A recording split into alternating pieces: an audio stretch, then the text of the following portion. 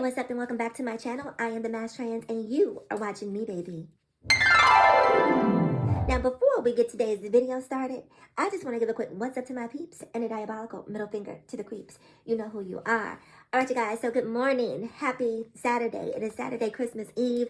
Voice is raspy. I'm just waking up, but I'm here.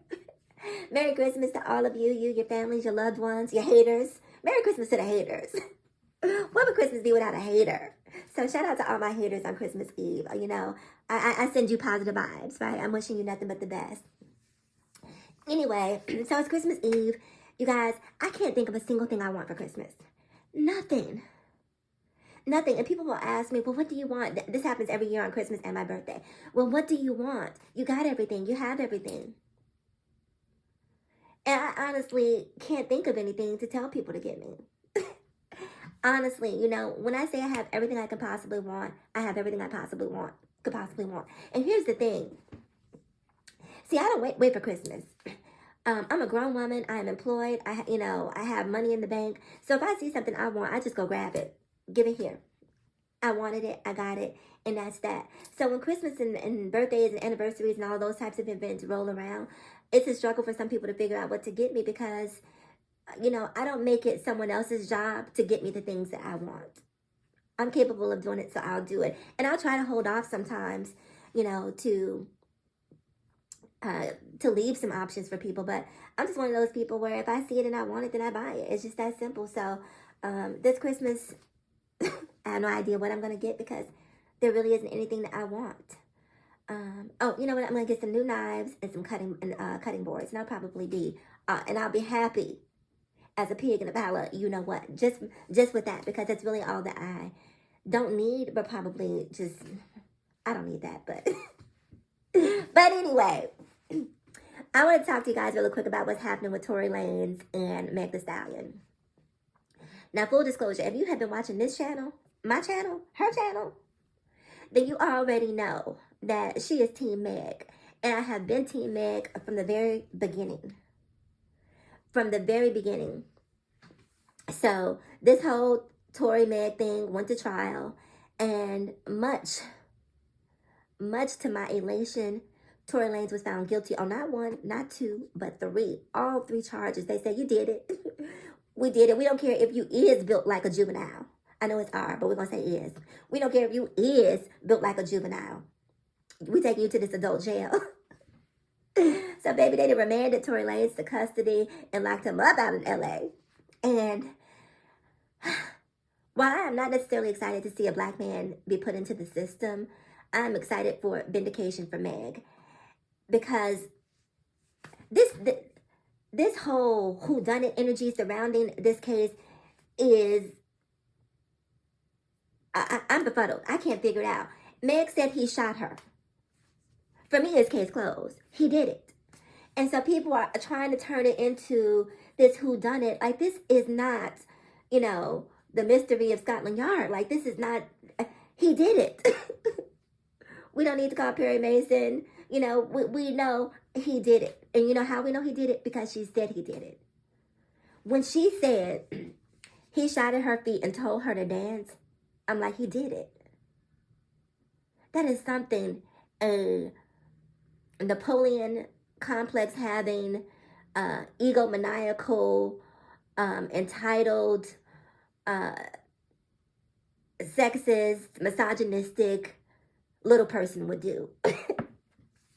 That, in my opinion, that is something that they could do. And when she said that, I was like, boom, he did it.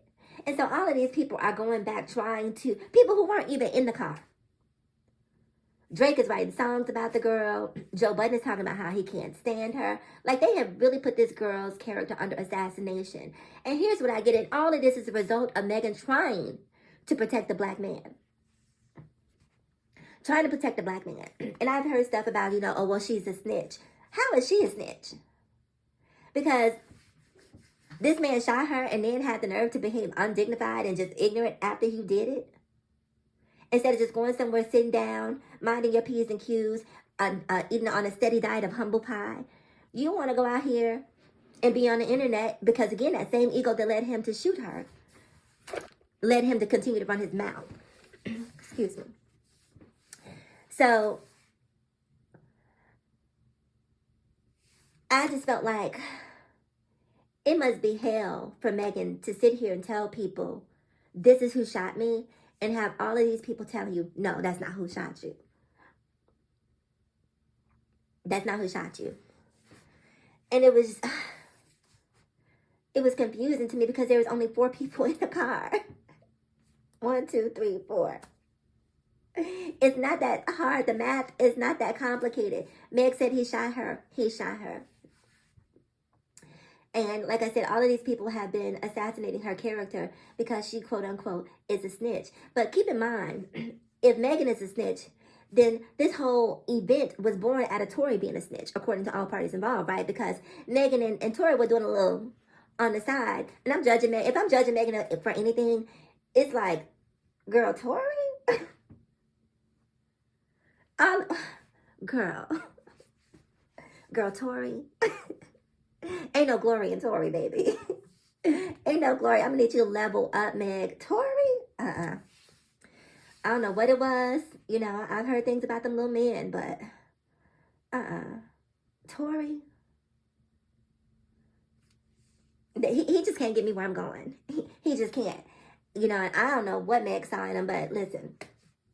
So, my point is that this whole situation was born out of Tory being a snitch. He's the one in the car telling Meg, well, tell your friend what you and me been up to. That what we've been up to. Tell your friend, tell Kelsey. Tell Kelsey how I've been slinging this kid-sized pee-pee around here, honey. tell her. Tell her how I've been, baby, you know. And so that is what led to the altercation in the car. I mean, yes, there were some things going back and forth about things that happened at Kylie's house. But what really took it over the boiling point or the tipping point was Tory trying to put that information out there about him sleeping with both, you know, Kelsey and Megan. But how is he not a snitch? But Megan is a snitch. You knew you weren't supposed to tell that in that car. You were being messy. You were being messy. And so all of these people are down Megan's throat, calling her a snitch and saying she lied to protect him. Come on, y'all. Come on, y'all. Like, Megan's career has really suffered as a result of this whole Tory Lanez debacle. It really has. And I don't know how she recovers from this. Hopefully, now that he's been convicted, so, you know, he's no longer a suspect. He is a convicted. What did they charge him with? I don't remember the charges. I don't follow it that close, but I know he was charged with three charges. But he's convicted. He's a convicted felon. We'll just say that, since we don't know what the specific charges are.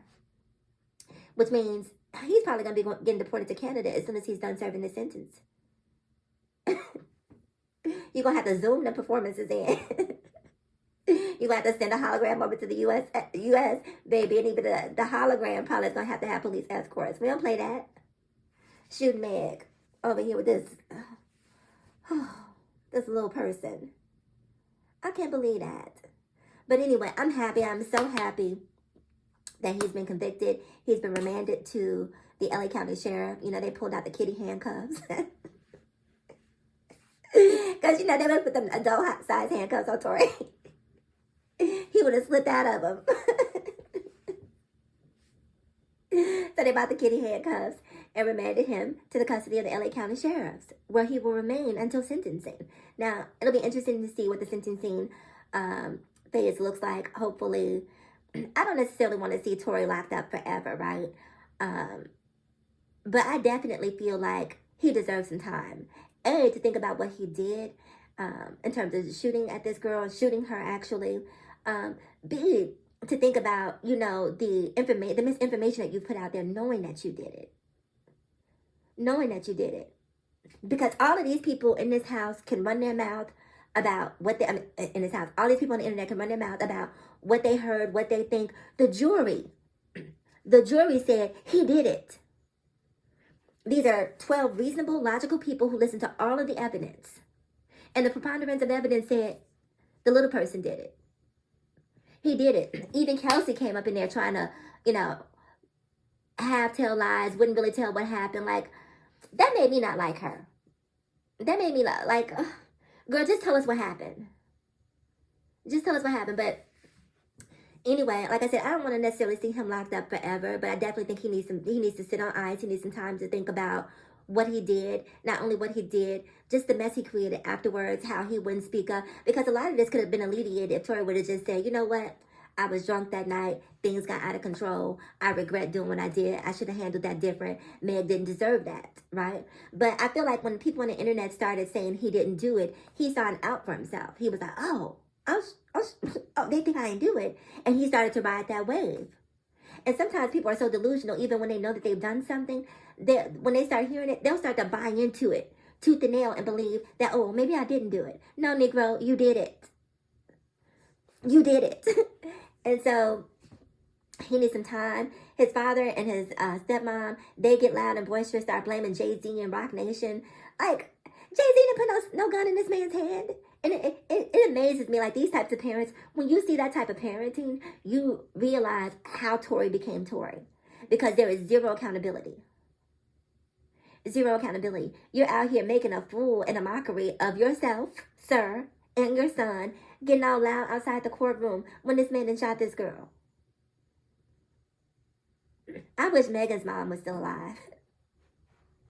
Megan's mom did not play about Megan. And I'm sure Megan in these moments wishes her mom was alive and she had someone out there speaking on behalf of her, to the degree that Tory Lanez's mother and, stepmother and father were out there speaking about him.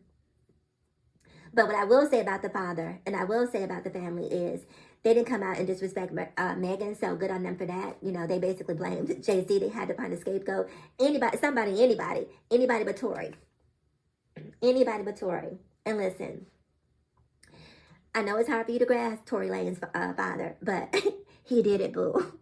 Your son, he did it.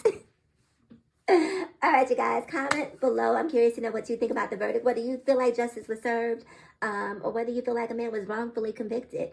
Leave the comments below. As a matter of fact, like, comment, subscribe, and share. And as always, in closing, ask yourself this one poignant question. Why be bitter when we can be better? So let's be better together. I'm the Mass Trans, and I'll talk to you guys again in my next video. Bye-bye.